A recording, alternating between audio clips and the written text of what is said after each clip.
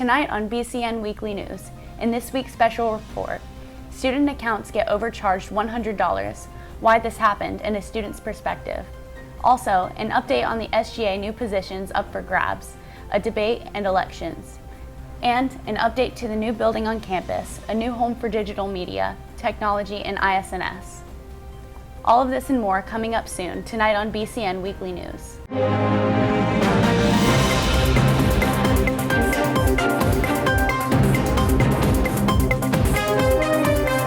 Live from BCNR's studio in Berea, Kentucky, this is BCN Weekly News.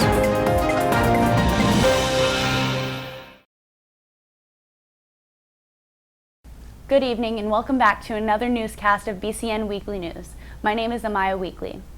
Directly before confirmation, a select few students were overcharged $100 to $114 extra to their student accounts. Reporter Matt Carmick has more on this.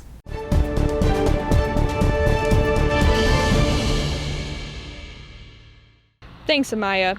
An overcharge of $100 left students confused about where this money came from. Multiple students on the Bereans Gone Wild Facebook page started commenting mid-August about their overcharge after returning to campus. The following day, students' accounts were immediately refunded this money. This immediate refund left many students confused about where the source of the money was coming from. I sat down with a student who personally experienced this overcharge. To be split in half exactly. And now I'm probably going to be, short $100 for next semester. I don't know why it was added. They weren't very specific, which wasn't very helpful either. But then I just now found out that they're refunding people who had already paid the extra $100, or they were taking it off the account balance. But I checked last night, and it's still on there. Although students were immediately refunded, they still wanted an answer to help explain the situation. I was able to get in contact with financial advisor Stephanie Belaney, who explained to me that this wasn't necessarily charged from financial aid. Rather, student accounts are in charge of the numbers. After speaking with both financial aid and student account representatives, neither department could conduct an interview with me in regard to what these specific charges were. Technically speaking, this wasn't even a charge. However, I could get a quote from student account representative Elaine Poff, who states, quote, "A credit balance means the college owes you money.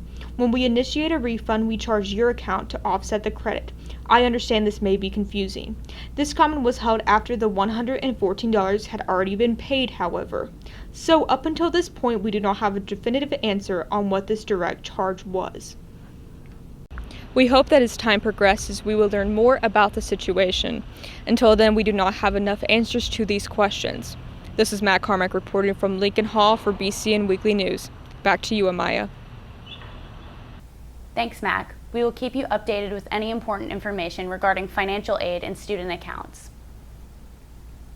In other news, this past week, the SGA has been holding a new election for the fall 2022 semester. Reporter Anupriya Dikshit has all the details.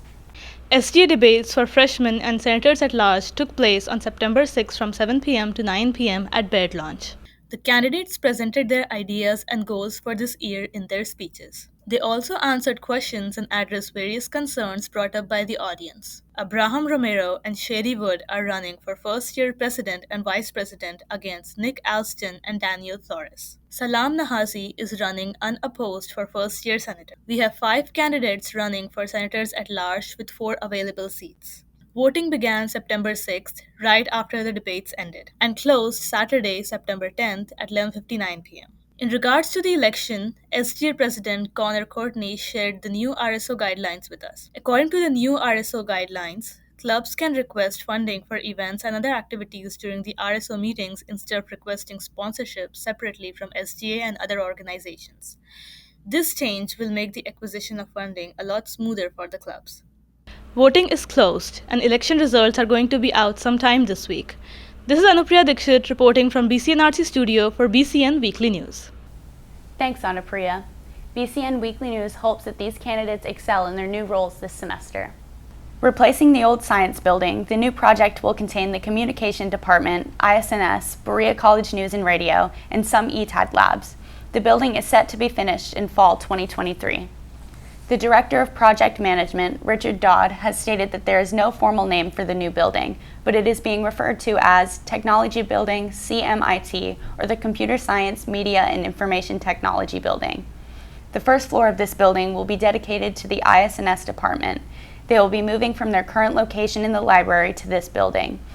The second floor is dedicated to the Digital Media and ETAD departments and will include an on-air studio, production and post-production studios, and more. The second floor will also have a 24-seat Mac lab, a makerspace embedded systems lab, and an equipment lending library. The third floor will be dedicated to the computer science department and will include an immersive technologies lab, design space, and more. A sound stage is planned for the fourth floor.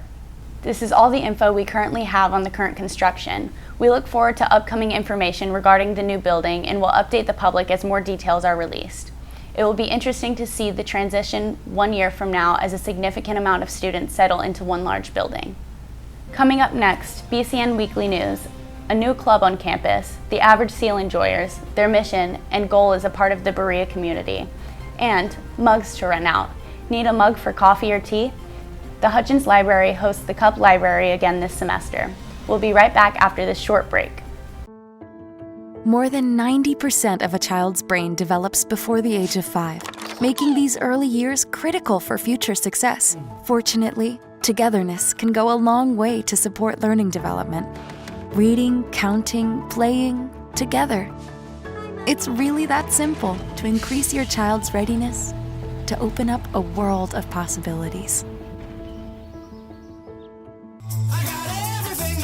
This is Kentucky, where the only thing ordinary is the unexpected. Come see for yourself. Plan your trip at KentuckyTourism.com.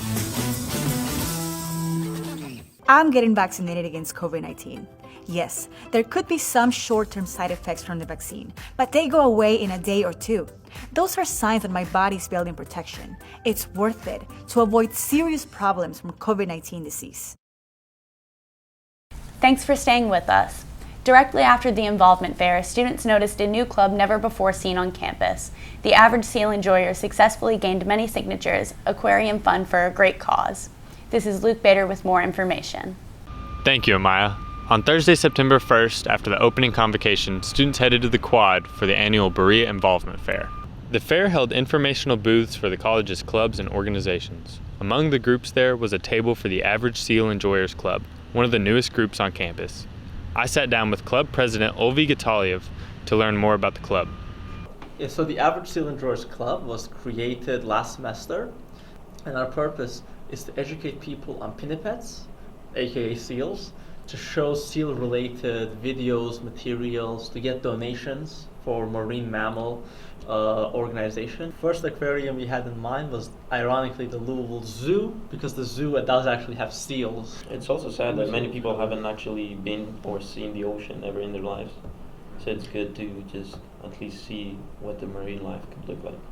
It's also great to see that there's so much involvement with seals, and generally people on campus actually want to be in a club that can be active like that.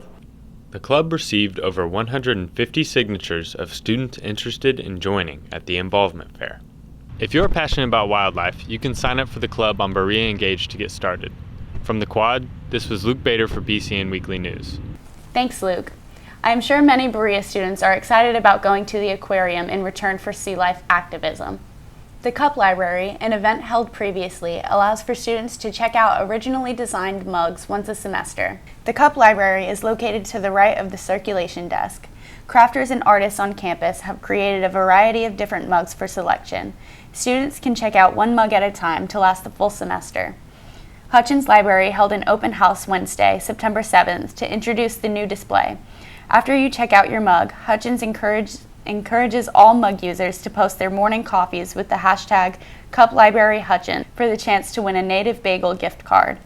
If you are regularly in the library and come across a mug, we recommend you try out the Cup Library for yourself. We look forward to seeing what cups and drinks are posted online under the hashtag.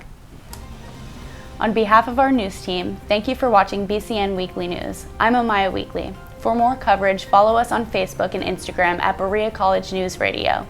and watch our show online at www.bcnnewsradio.com. Good night.